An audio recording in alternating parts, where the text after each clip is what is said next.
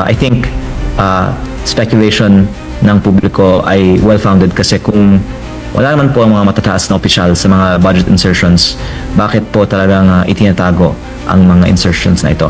Po, Kong, good evening. Si MJ po ito. Sir, gusto lang ma-establish yung lahat ng files na nabigay po sa inyo ni Yusek Cabral. Paano napunta, sir, sa inyong mga kamay? Mabuti pong tanong. Ako po ay nung bagong halal pa lang sa Mayo, nagtatanong na sa DPWH bakit ang budget ng Batangas na malaking probinsya ay mas maliit kaysa sa budget ng mga mas maliliit naman na mga probinsya. At ang aking first meeting sa office ni Yusek Cabral ay nasa June 11 at nagbigay siya sa akin ng mga paliwanag, pero ang lumalabas ay talagang ayon sa mga favored districts talaga ang alokasyon ng budget. At nagsulat po ako August 11 asking for the complete files and numbers, and then nung na-appoint si Secretary Vince Dizon September 1, nakita ko ang oportunidad na sumubok muli na makakuha ng mga files. Nag-set ako ng meeting sa kanyang opisina through Director Alex Bote, at nung nandun na po ako sa opisina ni Yusek Cabral, tinawagan niya si Sec Vince at tinawagan din naman ni Sec Vince muli si Yusek Cabral, at nakiusap po ako dahil sinasabi naman ng DPWH na ang gusto nila ay transparency. Pumayag si Sec Vince na ibigay ang mga files sa akin in the interest of transparency. At mabuti na nakuha ko kasi akala ko kahit hindi ko kunin, ibibigay naman ng DPWH sa ICI at Ombudsman. Pero nung bumisita ako sa ICI November 18, sinabi nila never nila nakita ang mga ipinakita ko sa kanila noon. Ganon din po sa Ombudsman nung bumisita sila sa aking opisina ng November 28. At ang lumalabas po ay ngayon lang nung nire-raise natin ang existence ng files na ito ay talagang na-pressure ang DPWH na ibahagi itong mga files kahit sa mga ibang ahensya ng gobyerno. Opo, Kong, gaano kalaki itong Cabral files? Ilang gig?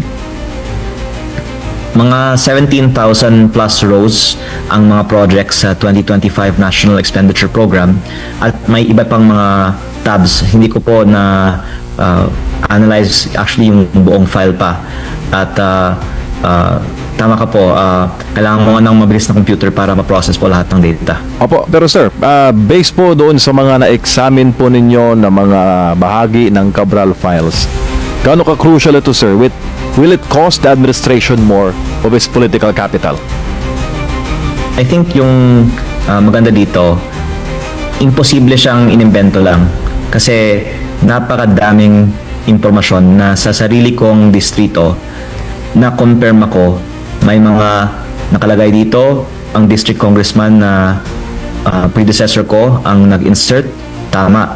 Meron mga ipinasok daw ni Congressman Edwin Garjola, tama.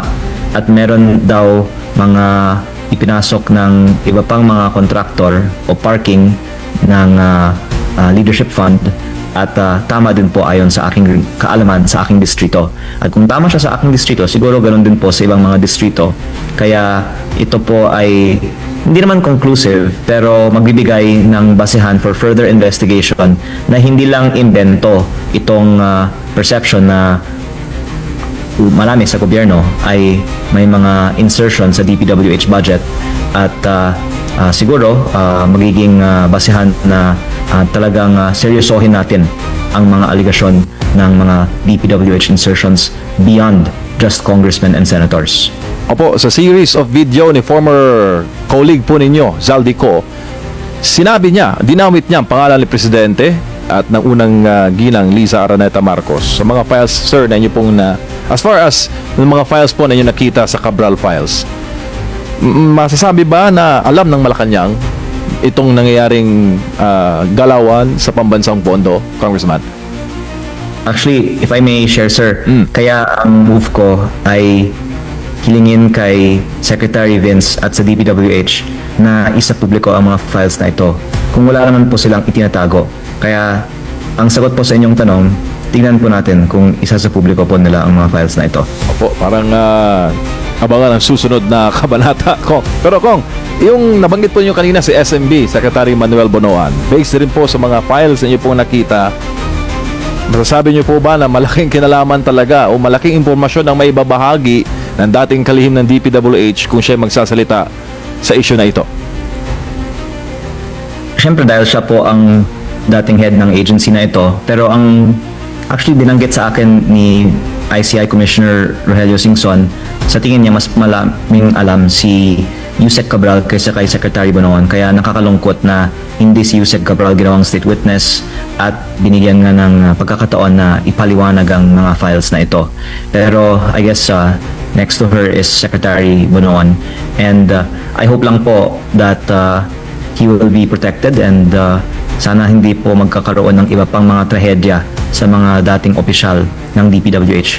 Kaya din sir, nakakatakot na sumagot sa inyong mga tanong kung sino ang mga matataas na opisyal sa mga listahang ito, kasi syempre iniisip din natin ang ating seguridad, pero ang I think speculation ng publiko ay well-founded, kasi kung wala naman po ang mga matataas na opisyal sa mga budget insertions, bakit po talagang itinatago ang mga insertions na ito? Sir, pag walang go signal ang DPWH, si Secretary Vince, ano ang inyong... Hihintayin ko po kung yung iba nating mga kasamaan sa Kongreso ay manawagan din na isa publiko natin, kasi kanina lang sabi ni Congressman Terry Redon na ilabas na natin ang listahan. Kaya inilabas natin ang mga insertions ng Bicol Zero Party List na may 150 million pesos sa Camarines Sur sa dalawang mga roads sa Pamplona at sa Pasacao na nagkakataon ay ginagawa ng isang kontraktor na may pinakamaraming mga kontrata sa Camarines Sur na baka may kaugnayan sa Bicol Zero Party List.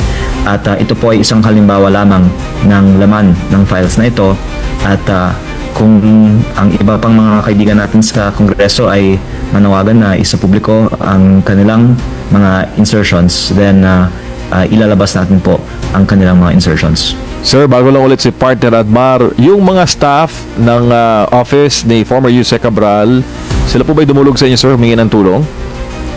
Hindi po, at ako po ay naaawa actually sa kanila, kasi sila naman po ay mga simpleng empleyado ng gobyerno, pero ngayon hawak nila ang napaka-importanting impormasyon, at kung ano yung pressure kay Yusek Cabral, baka to some extent ganoon din po sa kanila ngayon. So this is really serious matter, and it's, I hope also why the public can understand bakit hindi namin gustong basta-basta biglang ilabas ito, kasi kahit noon buhay si Yusek Cabral, iniisip ko kung ilalabas lahat ng mga files na ito, baka kung anong mangyari sa kanya, at nangyari nga po yun last week. Kaya sana po in any case maproteksyonan natin ang seguridad ng mga staff ni Yusek Cabral.